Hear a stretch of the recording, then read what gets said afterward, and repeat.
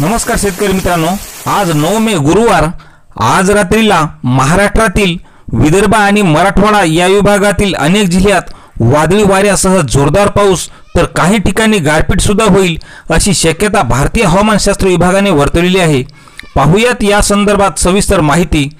हवामान विभागाने वर्तवलेल्या अंदाजानुसार आज रात्रीला मध्य महाराष्ट्र, मराठवाडा आणि विदर्भातील अनेक जिल्ह्यात विजांच्या कडकडाटासह पाऊस पडण्याची शक्यता आहे।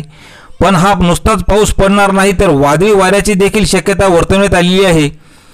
तर हवामान विभागाने दिलेल्या माहितीनुसार राज्यातील हिंगोली, नांदेड, लातूर, अकोला, बुलढाणा, चंद्रपूर, गडचिरोली, गोंदिया, वाशिम आणि यवतमाळ या जिल्ह्यात वादळी वाऱ्यासह जोरदार पाऊस तर काही ठिकाणी गारपीट विदर्भामध्ये होईल अशी शक्यता वर्तवण्यात आली असून हे अवकाळी पावसाचे वातावरण पुढील 4 दिवस दररोज दुपारनंतर कायम राहील अशी शक्यता वर्तवलेली आहे।